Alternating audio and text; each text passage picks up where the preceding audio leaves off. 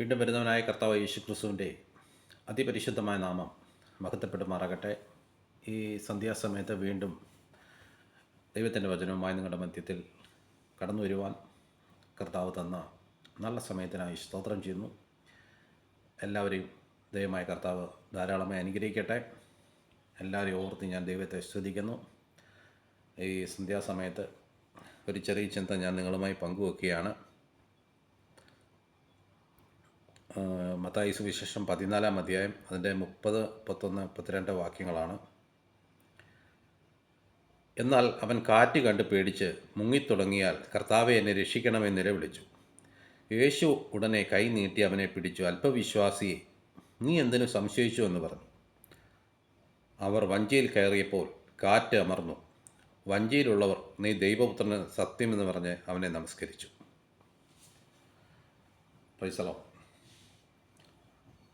അവിടെ എഴുതിയിരിക്കുകയാണ്, അവൻ കാറ്റ് കണ്ട് പേടിച്ച് നിലവിളിച്ചപ്പോൾ യേശു കൈ നീട്ടി അവനെ പിടിച്ചു. ചന്ദ്രൻ ചോദിക്കുകയാണ്, അല്പവിശ്വാസി, നീ എന്തിനു സംശയിച്ചു? അവർ വഞ്ചിയിൽ കയറിയപ്പോൾ കാറ്റമർന്നു. വഞ്ചിയിലുള്ളവർ നീ ദൈവപുത്രൻ എന്ന് പറഞ്ഞ് അവനെ നമസ്കരിച്ചു. പ്രൈസലോ. മത്തായി സുവിശേഷം 14-ാം അധ്യായത്തിൽ യേശു കർത്താവ് 5 അപ്പവും 2 മീനും വാഴ്ത്തി അനുഗ്രഹിച്ച് 5000 പുരുഷന്മാരെയും സ്ത്രീകളെയും കുഞ്ഞുങ്ങളെയും അവരെ പോഷിപ്പിച്ച ശേഷം അതിൻ്റെ 22-ാം വാക്യത്തിൽ ഇങ്ങനെ പറഞ്ഞു. 22-23 വാക്യങ്ങൾ ഇങ്ങനെ പറയുന്നു. ഉടനെ യേശു താൻ പുരുഷാരത്തെ പറഞ്ഞയക്കുന്നതിനിടയിൽ ശിഷ്യന്മാർ വഞ്ചിയിൽ കയറി തനിക്ക് മുമ്പായി അക്കരയ്ക്ക് പോകാൻ അവരെ നിർബന്ധിച്ചു. അവൻ പുരുഷാരത്തെ പറഞ്ഞയച്ചിട്ട് പ്രാർത്ഥിക്കാൻ തനിയെ മലയിൽ കയറിപ്പോയി. വൈകുന്നേരമായപ്പോൾ ഏകനായി അവിടെ ഇരുന്നു.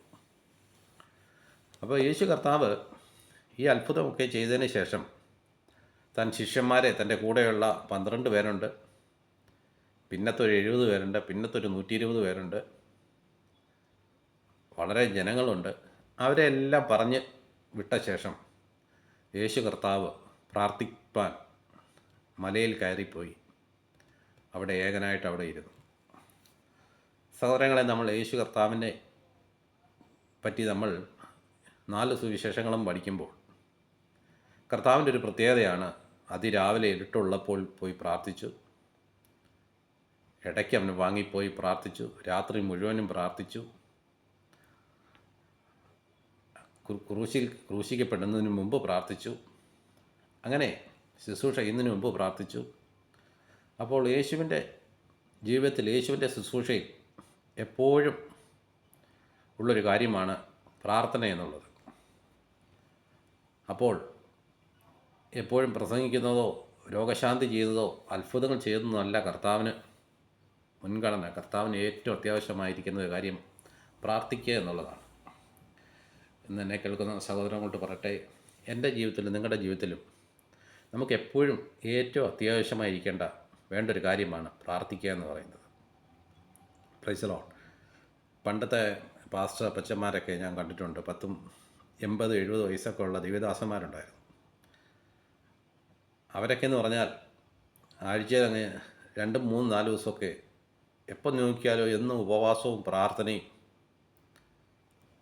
അവർ ജീവിതത്തിലുണ്ടായിരുന്നു. എന്നും മിക്കവാറും 40 ദിവസം ഉപവാസപ്രാർത്ഥന, 21 ദിവസം, 7 ദിവസം, ഇങ്ങനെ എന്നും പ്രാർത്ഥിക്കുകയും ആരാധിക്കുകയും ചെയ്യുന്ന ഒത്തിരി അപ്പച്ചന്മാരെ ഞാൻ കണ്ടിട്ടുണ്ട്. അവരൊക്കെ പ്രസംഗിക്ക് എഴുന്നേറ്റ് നിൽക്കുമ്പോൾ ഭയങ്കരമായ ദൈവസാന്നിധ്യം, അവർ ചെന്ന് തലയിൽ കൈ വെക്കുമ്പോൾ അനേകർ പരിശുദ്ധാത്മാവെന്നറിയും, അനേക ഭൂതങ്ങൾ വിട്ടുപോകും. അവരുടെ വചനം കേട്ട് കഴിഞ്ഞാൽ ഇരിക്കുന്നവർ കുത്തുകൊള്ളുമായിരുന്നു. പ്രസംഗം കേൾക്കുമ്പോൾ ഇരുന്ന് ആൾക്കാർ കരയുമായിരുന്നു, ആൾക്കാർ മടങ്ങി വരുമായിരുന്നു. കാരണം അന്ന് അവർ ജീവിതത്തിൻ്റെ ഒരു ശുശ്രൂഷയുടെ ഒരു ഭാഗം, അതിൽ ഒരു വർഷം 365 ദിവസം ശുശ്രൂഷിക്കുന്നെങ്കിൽ അതിൻ്റെ 13-14 ഭാഗങ്ങൾ പ്രാർത്ഥിക്കാനും ഉപവസിപ്പാനും ദിവസം എഴുന്ന് പ്രാർത്ഥിക്കുന്ന ഒരുപാട് അപ്പച്ചന്മാരെ ഞാൻ കണ്ടിട്ടുണ്ട്. ചില അപ്പച്ചന്മാരാണെങ്കിൽ വെളുപ്പിന് 4 മണിക്ക് എഴുന്നേറ്റ് 7 മണി വരെ പ്രാർത്ഥിക്കും, രാത്രി മുഴുവൻ പ്രാർത്ഥിക്കും. ഒരുപാട് അപ്പച്ചന്മാരെ ഞാൻ കണ്ടിട്ടുണ്ട്. അവരൊക്കെ ശുശ്രൂഷ എന്ന് പറഞ്ഞാൽ ഭയങ്കര ശുശ്രൂഷയായിരുന്നു. ഇപ്പോൾ സഹോദരങ്ങളെ, നമ്മുടെ ജീവിതത്തിലും എപ്പോഴും വേണ്ട ഒരു കാര്യമാണ്. ബൈബിൾ വായന വേണം, പ്രസംഗം വേണം, ശുശ്രൂഷയൊക്കെ വേണം. എന്നാൽ അതിനേക്കാട്ട് ഉപരിയായി നമ്മൾ പ്രാർത്ഥിക്കണം. പ്രാർത്ഥനയാണ് ഒരുവൻ്റെ ശുശ്രൂഷയുടെ വിജയം എന്ന് പറയുന്നത്. അപ്പോൾ ഇവിടെ ഇതാ യേശു കർത്താവ് പ്രാർത്ഥിക്കാൻ കയറിപ്പോയ ശിഷ്യന്മാർ തന്നെ അക്കരയ്ക്ക് യാത്ര ചെയ്യുകയാണ്. അവിടെ എഴുതിയിരിക്കുകയാണ്, അങ്ങനെ വഞ്ചിയോ കരവിട്ട് വളരെ ദൂരത്തായി അവരക്കരയ്ക്ക് പോകുന്നു പറഞ്ഞാൽ ഗന്നസര ദേശത്തേക്ക് കടന്നുപോവുകയാണ്. അപ്പോൾ ഗന്നസര ദേശത്തേക്ക് കടന്നു പോയിക്കൊണ്ടിരിക്കുമ്പോൾ ചില സമയം കഴിഞ്ഞപ്പോൾ ഭയങ്കരമായ കാറ്റടിച്ചു. കാറ്റ് ചെറുതായിട്ട് തുടങ്ങി. ഹല്ലേലൂയ! കാറ്റ് വളരെ പ്രതികൂലമായി തിരകളായി മുങ്ങുമാറായി. അപ്പോൾ യേശു അവരുടെ കൂടെ ഇല്ല. അവരൊറ്റയ്ക്ക് കടലിൽ കടന്ന് വളരെ മണിക്കൂർ രാത്രി മുഴുവൻ കിടന്ന് അലയുകയാണ്.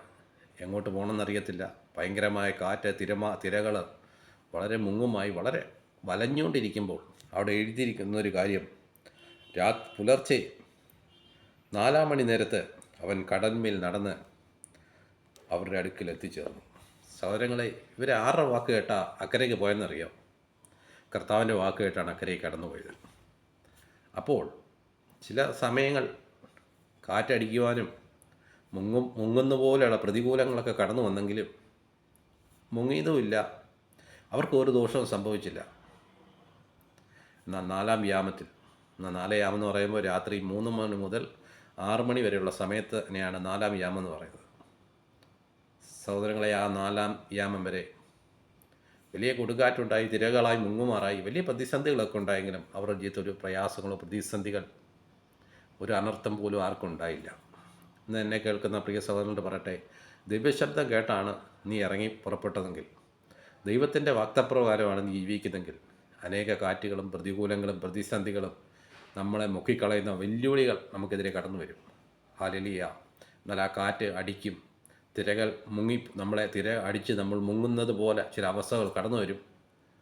ചില സമയങ്ങൾ കറങ്ങുന്ന പോലെയുള്ള അവസ്ഥകൾ കടന്നു വരും.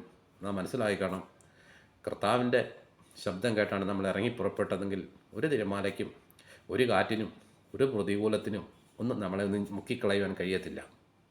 അപ്പോൾ അപ്പോസ്തലപ്രവൃത്തി 27-ാം അധ്യായം പഠിക്കുമ്പോൾ പൗലോസിനോടൊരു വാഗ്ദത്തമാണ്, റോമയിൽ നിൽക്കും.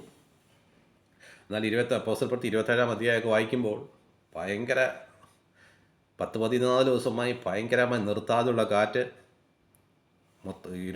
അന്തരീക്ഷം മൊത്തം ഇരുണ്ട്. അവർ 2 ആഴ്ചയായി ആഹാരം പോലും കഴിക്കാതെ പ്രതികൂലത്തെ കടന്ന് ജീവനെ ഭയന്ന് എല്ലാം നശിക്കുമെന്നുള്ള ഭീതി കടന്നുപോവുകയാണ്. എന്നാൽ ദൂതൻ കടന്നു വന്നിട്ട് പൗലോസിനോട് പറയുന്നത്, പൗലോസേ, നീ റോമയിൽ നിൽക്കേണ്ടതാണ്. ഹല്ലേലൂയ! ഇന്ന് രാത്രികാലം എന്നെ കേൾക്കുന്ന പ്രിയപ്പെട്ടവർ പറയട്ടെ, ഇതുപോലുള്ള ചില പ്രതികൂലങ്ങൾ, പ്രതിസന്ധികൾ, കാറ്റുകൾ മുമ്പോട്ട് കടന്നു പോകാൻ കഴിയാത്ത രീതിയിൽ പ്രതികൂലങ്ങളിൽ കടന്നു പോകുന്നെങ്കിൽ ഇന്ന് രാത്രി ദൂതന്മാർ വന്ന് കടന്ന് നിന്നോട് പറയും, പൗലോസേ ഭയപ്പെടണ്ട, നീ റോമയിൽ നിൽക്കും. ഈ കാറ്റിനോ കൊടുങ്കാറ്റിനോ ഈ പേമാരിക്കോ ആ കപ്പലിൽ നിന്ന് ചില സാധനങ്ങൾ എടുത്ത് കളഞ്ഞു, ചില നഷ്ടങ്ങളൊക്കെ കടന്നു വന്നെങ്കിലും അതിനൊന്നും നിന്നെ മുക്കിക്കളയാൻ പറ്റത്തില്ല. Praise the Lord. പൗലോസിനോടുള്ള വാഗ്ദത്തമാണ് റോമയിൽ നിൽക്കുമെന്നുള്ളത്. അപ്പോൾ വലിയ കാറ്റും പ്രതികൂലങ്ങളും എന്ന് പറഞ്ഞാൽ ആശ തന്നെ ജീവിച്ചിരിക്കുമെന്നുള്ള ആശ പോലും നഷ്ടപ്പെടുന്ന രീതിയിൽ ആ കപ്പലിന് നേരെ പ്രയാസമുണ്ടായി. എന്നാൽ സഹോദരങ്ങളെ, ദൈവശബ്ദം കേട്ട് ഇറങ്ങി പുറപ്പെട്ടിന് ഒരു കുഴപ്പവും പറ്റിയില്ല. Price the Lord. ഇവിടെ ഇതാ യേശു കർത്താവ് ഈ 4-ാം യാമത്തിൽ കടലിന്മേൽ നടന്ന് അവരുടെ അടുക്കൽ കടന്നു വരികയാണ്. അപ്പോൾ ഈ ശിഷ്യന്മാരൊക്കെ പേടിച്ചു ഭയപ്പെട്ടു. അവർ ഭൂതമെന്ന് നിലവിളിച്ചു. ഇന്നും കർത്താവിനെ കണ്ട് അനേകർ ഭൂതമെന്നാണ് വിളിക്കുന്നത്. ഞാൻ ഇന്നാൾക്കൊരു സഹോദരനോടൊരു പ്രവചനം പറഞ്ഞു, ദൂത് പറഞ്ഞപ്പോൾ ആ സഹോദരൻ വേറെ കണ്ടി ചെന്ന് പറഞ്ഞതാണ് പറഞ്ഞത്, അത് ദൈവാത്മാവല്ലെന്ന്. കണ്ടോ, കർത്താവ് ഡയറക്റ്റ് രാത്രി അവരെ വിടുവിപ്പാൻ, അവരെ രക്ഷിപ്പാൻ വേണ്ടി കടന്മേൽ വന്നപ്പോഴും ഈ ശിഷ്യന്മാർ തന്നെ വിളിക്കുന്നത് ഭൂതമെന്നാണ്. കർത്താവിനെ പോലും വിശ്വസിക്കാൻ കഴിയത്തില്ല. ഈ ദിവസങ്ങളിൽ സഹോദരങ്ങളെ, ദൈവം ആരാന്ന് നീ മനസ്സിലാക്കണം, കർത്താവ് ആരാന്ന് മനസ്സിലാക്കണം. അനേകർ കർത്താവിൻ്റെ വേലയ്ക്ക് ഇറങ്ങിയതിന് ശേഷം കർത്താവിൻ്റെ പ്രവൃത്തി കാണുമ്പോൾ അത് ഭൂതമാണ്, ആ ദൈവാത്മാവല്ല, അത് പരിശുദ്ധാത്മാവല്ല എന്ന് പറയുന്ന അച്ചാച്ചന്മാരുണ്ട്. അങ്ങനെയുള്ള അച്ചാച്ചന്മാരനെ കേൾക്കുന്നത് മനസ്സിലാകും. നീ പെട്ടെന്ന് നീ ഗുണപ്പെട്ട് രക്ഷിക്കപ്പെട്ട് വീണ്ടും സ്നാനപ്പെട്ട് പറ്റുമെങ്കിൽ സ്നാനപ്പെട്ട് നീ ദൈവകൃപയിൽ മടങ്ങി വരണം. ഗുണപ്പെടാത്തവനെ കൊണ്ട് യേശുവിനെ വിശ്വാസമില്ലാത്ത കൊണ്ട് ഈ പണി കൊള്ളത്തില്ല. യേശു രാത്രിയായപ്പോൾ കടലിന്മേൽ നടന്നവിടെ വന്നിട്ട് യേശുവിനെ വിളിച്ചത് ഭൂതമെന്നാണ്. പ്രൈസ് ലോർഡ് എന്ന് പറഞ്ഞാൽ തിരഞ്ഞെടുത്ത ശിഷ്യന്മാരാണ് വിളിച്ചത്, അയ്യോ ഭൂതം ഭൂതം എന്ന്. അപ്പോൾ ഇന്നത്തെ ആൾക്കാർ ആരും പറയേണ്ട കാര്യമില്ലല്ലോ. സ്തോത്രം, ഹല്ലേലൂയ. അങ്ങനെ അവരുടെ അടുക്കൽ കടന്നു വന്നപ്പോൾ ഈ പത്രോസ് പറഞ്ഞൊരു ഭയപ്പെടേണ്ട, ഞാനാകുന്നു എന്ന്, ധൈര്യപ്പെടുവിൻ, ഞാനാകുന്നു എന്ന് പറഞ്ഞു. അപ്പോൾ പത്രോസ് പറഞ്ഞൊരു കാര്യം, കർത്താവേ നീയാകുന്നുവെങ്കിൽ വെള്ളത്തിൻ്റെ മുകളിൽ കൂടി നിൻ്റെ അടുക്കൽ വരേണ്ടതിന് കൽപ്പിക്കണമെന്ന് പറഞ്ഞു. അപ്പോൾ കർത്താവ് പറഞ്ഞു വരാൻ പറഞ്ഞു. അപ്പോൾ പത്രോസിൻ്റെ ഒരു ആഗ്രഹം, യേശു ചെയ്തത് എനിക്കൊന്ന് ചെയ്യണം, എനിക്കും കടലിൽ നടക്കണം. എന്നാൽ യേശുവിന് അയ്യോ ഞാൻ നടന്ന പോലെ ഇനി അവനത് ചെയ്താൽ അവൻ വലിയ ആളായി പോത്തില്ലേ, വലിയ സംഭവം, ഞാൻ മാത്രം വലിയ സംഭവം, അങ്ങനെയൊന്നും കർത്താവിനില്ല. കർത്താവ് പറഞ്ഞു വരാൻ പറഞ്ഞു. അങ്ങനെ പത്രോസ് ആ പടകിൽ നിന്നിറങ്ങി കടലിന്മേൽ പത്രോസും നടന്നു. കർത്താവിൻ്റെ അടുക്കിലേക്ക് കടന്നു ചെല്ലുന്നപ്പോൾ ഇതാ പിന്നെയും ചില കാറ്റുകൾ തിരമാലകൾ പൊങ്ങുന്നത് കണ്ട് ഭയപ്പെട്ട് മുങ്ങി താഴുവാനിടയായി തീർന്നു. കർത്താവ് അവൻ്റെ കൈക്ക് പിടിച്ചിരിക്കുകയാണ്. കർത്താവ് എൻ്റെ കൈക്ക് പിടിച്ചിട്ട് അല്പവിശ്വാസി നീ എന്തിനു സംശയിച്ചു എന്ന് പറഞ്ഞു. Praise Lord, hallelujah. അവർ വഞ്ചിയിൽ കയറി കഴിഞ്ഞപ്പോൾ വഞ്ചിയിലുള്ള എല്ലാവരോടും ചെറു പറയാണ്, നീ ദൈവപുത്രൻ എന്ന് പറഞ്ഞ് അവനെ നമസ്കരിച്ചു. സഹോദരങ്ങളെ, ആ പത്രോസിനൊരു ധൈര്യം നോക്കണേ, എനിക്ക് ഇത് തന്നെ ചെയ്യണം, കർത്താവ് ചെയ്തോ, എനിക്ക് ശുശ്രൂഷ ചെയ്യണം, എനിക്കും കടന്മേൽ നടക്കണം. എന്നാൽ ഈ ലോകത്തിലെ ചില തിരമാലകളും കാറ്റുകളും കണ്ടപ്പോൾ അവൻ ഭയപ്പെട്ട് മുങ്ങിത്താഴുവാൻ തുടങ്ങി. കർത്താവിൻ്റെ കൈ കയറി പിടിച്ചു, അവനെ ഉറപ്പിച്ചു. അങ്ങനെ അവർ പടകിൽ വന്ന് കയറി. സഹോദരങ്ങളെ, ഇന്നും നമ്മുടെ കർത്താവിൻ്റെ നാമത്തിന് വേണ്ടി ഇറങ്ങി പുറപ്പെടുമ്പോൾ, ദൈവശബ്ദം കേട്ട് ഇറങ്ങി പുറപ്പെടുമ്പോൾ ഇതുപോലെ നമ്മളെ തളർത്തുന്ന അനേക വാക്കുകൾ നമ്മൾ കേൾക്കും. ഇപ്പോൾ പത്രോസ് കടന്മേൽ നടക്കാൻ തുടങ്ങിയപ്പോഴാണ് കാറ്റും തിരമാലയും കണ്ട് പേടിച്ചത്. അതുപോലെ നമ്മൾ കർത്താവിൻ്റെ ശുശ്രൂഷയ്ക്ക് വേണ്ടി ഇറങ്ങുമ്പോൾ രോഗികൾക്ക് വേണ്ടി പ്രാർത്ഥിച്ച് ആർക്കെങ്കിലും സൗഖ്യം കിട്ടിക്കഴിഞ്ഞാൽ ആരെങ്കിലും ഇവിടെ നിന്ന് ഏതെങ്കിലും ഒരുത്തൻ പരിഹസിക്കും. നീ ഒരു ദൂത്, ഒരു പ്രവചനം ആരോടെങ്കിലും പറഞ്ഞു കഴിഞ്ഞാൽ അതിനെ വിമർശിക്കുന്നവനും കുറ്റം പറയുന്നതിനും അംഗീകരിക്കാത്ത ഇഷ്ടംപോലെ ആൾക്കാർ കാണും. ഹല്ലേലൂയ. നീ ഏത് ശുശ്രൂഷ ചെയ്താലും അതിനെ നോക്കി വിമർശിക്കുന്ന, കുറ്റപ്പെടുന്ന, കളിയാക്കുന്ന ഒരുപാട് മിടുക്കന്മാർ കാണും. എന്നാൽ നീ കർത്താവിനെക്കാട്ടി അവന്മാർക്ക് വില കൊടുത്തു കഴിഞ്ഞാൽ നിന്നിൽ കൂടി ദൈവനാമം മഹത്വപ്പെടത്തില്ല. ഹല്ലേലൂയ. നീ യേശുവിനെ നോക്കാം. ഈ ലോകത്തിലെ തിരമാലകളും കാറ്റും സംസാരങ്ങളും കേട്ട് നീ തളർന്നു പോയി കഴിഞ്ഞാൽ നീ ആ കടലിന്മേൽ നടക്കാൻ പറ്റത്തില്ല. ഹല്ലേലൂയ. ദൈവനാമം മഹത്വപ്പെടത്തില്ല.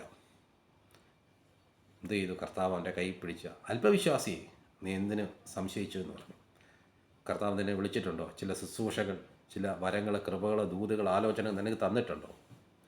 അത് ഈ ദിവസങ്ങളിൽ നീ ഏറ്റെടുത്ത് നീ ശക്തിയോടെ കർത്താവിൻ്റെ മുഖത്ത് നോക്കി, കർത്താവിനെ മാത്രം നോക്കി, ഈ ലോകത്തിലെ തിരമാലകളെ, കാറ്റിനെ നോക്കാതെ ധൈര്യത്തോടെ കടന്നു പോകുന്നെങ്കിൽ ദൈവത്തിലെ നിന്നിൽ കൂടി ഒരു വലിയ മിനിസ്ട്രി കർത്താവ് ചെയ്തെടുക്കും. ആ വഞ്ചിയിലുള്ളവരെല്ലാവരും പറഞ്ഞു, നീ ദൈവപുത്രൻ എന്ന് പറഞ്ഞ് നമസ്കരിക്കും. നിന്നിൽ കൂടി ദൈവപ്രതി വെളിപ്പെടുമ്പോൾ എല്ലാവർക്കും മനസ്സിലാകും, ഇത് ദൈവപുത്രൻ, ഇത് ദൈവത്താൽ സംഭവിച്ചു, ദൈവത്തിൻ്റെ വിളി, ദൈവത്തിൻ്റെ തെരഞ്ഞെടുപ്പ്, ദൈവത്തിൻ്റെ അഭിഷേകം, ദൈവത്തിൻ്റെ ശുശ്രൂഷ, ഇത് ദൈവത്താൽ നടക്കുന്നതെന്ന് സകലരും മനസ്സിലാക്കത്തക്ക രീതി ദൈവനാമം മഹത്വപ്പെടും. ഈ വചനങ്ങളാൽ ദൈവമായ കർത്താവ് എല്ലാവരെയും സഹായിക്കട്ടെ. എനിക്ക് വേണ്ടി പ്രാർത്ഥിക്കാൻ ഞാൻ നിങ്ങൾക്ക് എല്ലാവർക്കും വേണ്ടി പ്രാർത്ഥിക്കുന്നു. ധൈര്യത്തോടെ, വിശ്വാസത്തോടെ ദൈവത്തിന് വേണ്ടി നിൽക്കുക. ദൈവം നമ്മെ സഹായിക്കട്ടെ. God bless you.